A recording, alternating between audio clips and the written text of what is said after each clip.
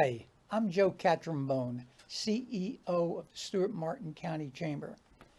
And it's my pleasure today to have Jeff Moreira, who owns, let me put my glasses on, Jeff. I usually wear a contact, who owns the Passport Station, who I have had experience with. And so I'll let Jeff tell you about what he does. But he basically, I was getting ready to go to my granddaughter's wedding in Europe, and I had a passport, but I heard about this global entry and some other stuff, and so I ended up with you and got my global entry. And I'm going to talk to you a little bit about what happened and what occurred. But thank you for coming, taking the time out of your busy day. I know you're busy to come up to Port St. Lucie and sit down with me and discuss your business mainly. And I'm going to let you do most of the talking. I'm going to ask you questions predicated on the answers that you give me. So the first thing I want to do is ask, and I ask everybody this because we're such a special area, a little speck on the map. What brought you to the Treasure Coast or to Martin County? Well, Joe, thank you for having me first of all. The reason I came up, actually, we moved with my wife and my kids to look for a different place. We're living in Miami forever, like for so many years. And my first location, which is still open in Miami, it was about 15 years ago. So since I moved up here, people were telling me, hey, why don't you just open a new location here so we can start using it? So a lot of people from West Palm, Vero Beach, Stewart, Palm City, all those people are using the services. So, but you weren't born in Miami. I was born and raised in Ecuador. Ecuador. Oh, really? Yes, Oh, yes. nice. Interesting. Yeah. Do you ever go back? Oh yeah, Yeah. from time to time. You have family back I there? do. I still Yeah. do. Yeah. I have family in, well, in Italy. My family is from Calabria, my grandparents. But now my daughter and two of my grandchildren live in Cyprus, which is, you helped me get my global Yeah, I entry. remember. Yeah. So let me tell you what happened. I have my niece arranged all of my flight tickets, everything to go to Cyprus for my granddaughter's wedding. And so my brother-in-law, they're in Jersey, so I flew to Jersey to meet up with them to fly, so we could all fly to Cyprus together.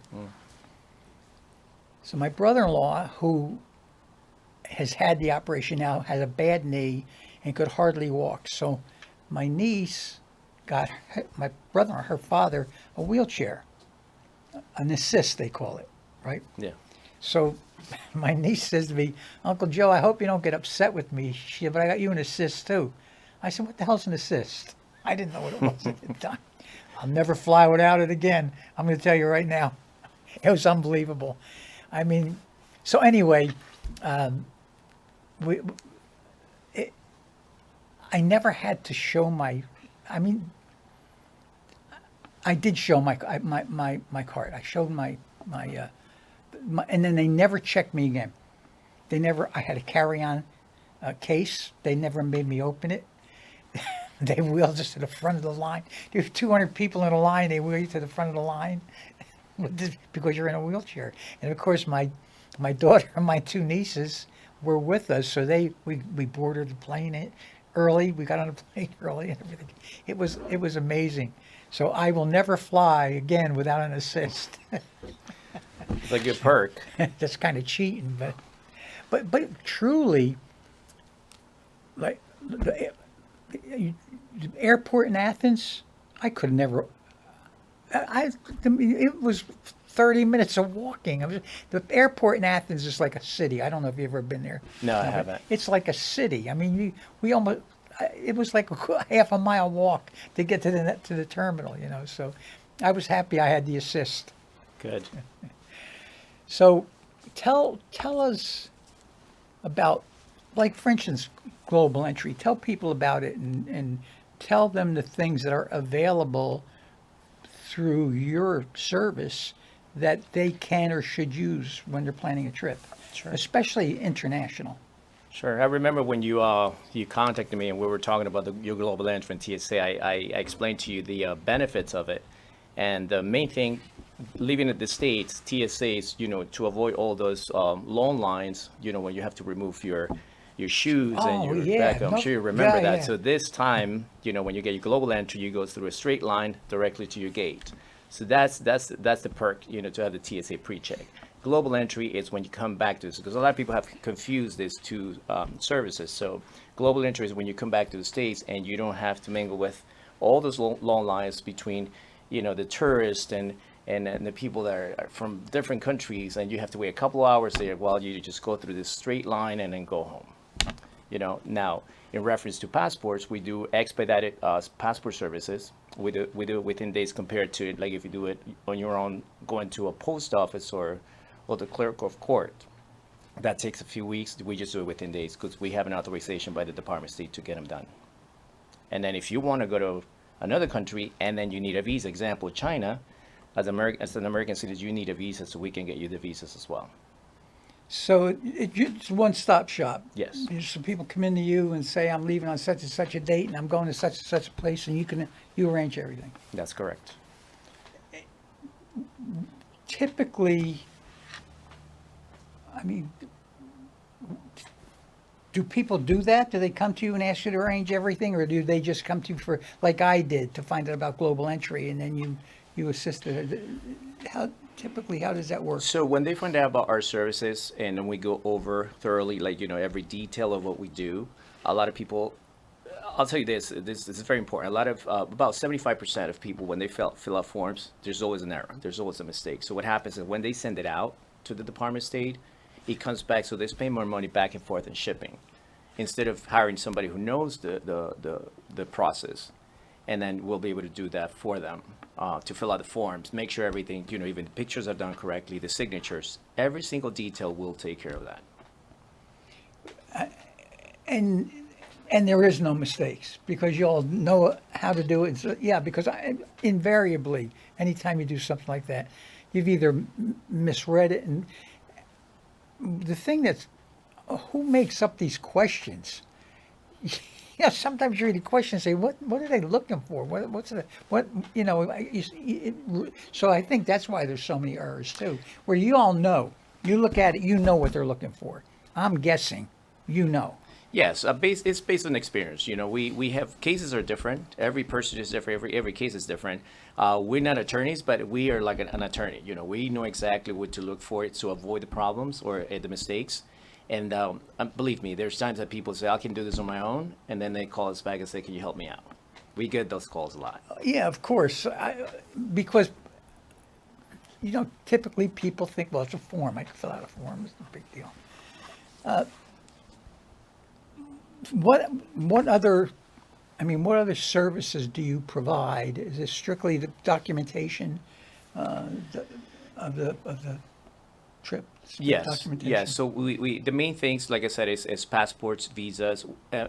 It goes along also translations. A lot of times people need to translate certain documents to apply for a visa or to apply for a passport, because a lot of immigrants that have come to the States, they become naturalized U.S. citizens.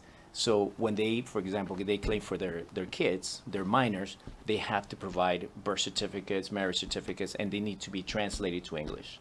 So we also provide that service. So you do the translation, or you have a service that? Well, in-house, we have a department that does that. Wow. What's the most unusual translation you have? I would imagine it would probably be Chinese or something like that. That one, Russian. There's certain, but not me. Like I said, we have experts that they do that. They know the language and they know the translate to make sure that there's no mistakes. I really, traveling used to be fun. I don't enjoy traveling anymore. It's got my age, obviously, a lot to do with it, but it's just too much of a hassle. It used to be so easy. Now everything is an ordeal. So when you have and I didn't have to do this because, as I said, I was in a wheelchair. So when you have your global transporters, you say there's special lines.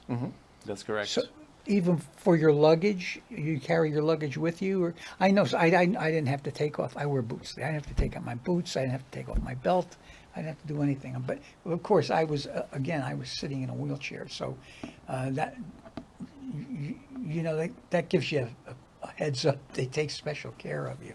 I'll give you an example, actually. Now that I think about, especially global entry and TSA, and this is my own experience. Before I got TSA, I missed a couple of flights because I was late to the airport, and then the line was huge just to go, pat me down and everything else to get to the gate. And I missed it going to New York and then coming back on the same flight. Oh, So I said, you know what, I'm getting TSA. And then now I go through the line because, like I said, it's pre-check. You already have they did the fingerprints, everything is done, so you just go through the TSA and then you're done. You go directly to your gate. It's a big help, believe me. oh my God! Yes, I mean, it you is. know it. Yeah, yeah, it is. And I've told everybody I know, but especially my family. I said, and from what I understand, when you ask for a wheelchair for an assist, they are not allowed to ask you why. Really? Yeah. Oh, that's It's almost interesting. it's I don't know if they said it was against the law but they can't if you're standing at a ticket counter and you tell the agent that you would like an assist, they can't say why. And I did it and no one said why. So that was really, I figured probably because of my age, but there was younger people too, that with kids, Right. you know. What have you? When did you join the chamber? How long ago did you join the chamber? I would say about 7 months ago, approximately. Oh, was it that? Oh, yeah, I thought it was longer than that. Okay, so Just what about. what benefit have you derived at the chamber so far? Well, the first thing I would like to say, I've met great people. I'm so into building relationships. The benefits also is that a lot of people have, because of the meetings that we had, the breakfast, the luncheons, and everything that you guys do. I have been able to meet with people, and they have used the services. They have calls for to use the services, and they recommend. You know how it is. The best advertising is just mouth to mouth. Just tell somebody else that I use these people. They're great, and they come and they keep spreading the word. Yeah, the word of mouth is so important, and that's the way the networking functions are so great, especially the breakfast. If I could only do, say, one networking event a month, it would be a breakfast, because there's no program. It's a coffee and donut or bagel type thing, and you're able to move around the room, and there's no program to take up time. For instance, our lunch. Your lunch, you're going to be sitting with 8 or 10 people at one table for an hour. Yes. Business after hours are good too, but once people get drinking, they kind of, they kind of forget what they were talking Yeah, about. yeah. But where the breakfasts they're really, and that's why they're so popular. We had at one time we only did one breakfast a month. Sometimes we do 4 now. And most time they're always free for the member to go. And sometimes there's some of them more elaborate than others. There's quiche or eggs and ham, or sometimes it's just a bagel and cream cheese. But people don't come for the food; they come to do the networking. Is there anything that we don't provide or offer that you think we should? That would be helpful. On the top of my head, I cannot say this, but I must say something. I belong to a couple of chambers down in Miami when I first started. That was about 15 years ago. You guys do a great job. And one thing that I would like to point out is your staff. They're on top of everything. Yeah, They're amazing. I call them my dream team. They are. Yeah. They are. So that's one thing that I love about your chamber.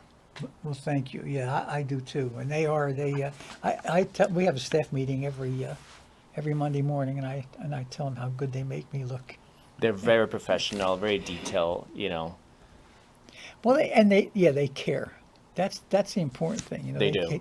And Amy, well, all my people, but Amy especially, because either she or Amber now. Amber wasn't a salesperson until about a year ago, but they nurture the member, because most people who are attending, not most, but a lot of the new members attend the events. So Amy or Amber and the rest of my staff too, but mostly Amy and Amber make sure that they put people together. You know, Amy's amazing at it. You tell her what your business is, and all of a sudden she'll tell you 5 people you should talk to. You know, that are going to make a difference in you building your business or being successful. Yeah, using those 2 people that you just mentioned.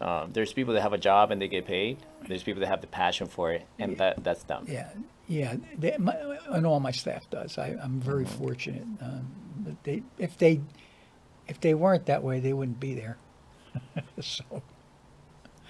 So, is there anything that we're kind of winding down? Is there anything you want to talk about or let people Sure. know that you're not aware or haven't talked about? Yeah, of course. There's one thing that a lot of people don't know this, and I would like to help them given this tip, even if they do the passport on their own or they go through us. The Department of State rules that you must have at least 6 months of remaining validity on your passport. So what happens is a lot of people schedule a business trip, a vacation, and you know they wait a whole year to go on the vacation with their family and everything else. They get to the airport and they don't realize the passport has less than 6 months. So what happens there? They stop them and say, "I'm sorry, you need to renew your passport." So they need to travel right now. I didn't know that. A lot of people don't know that rule.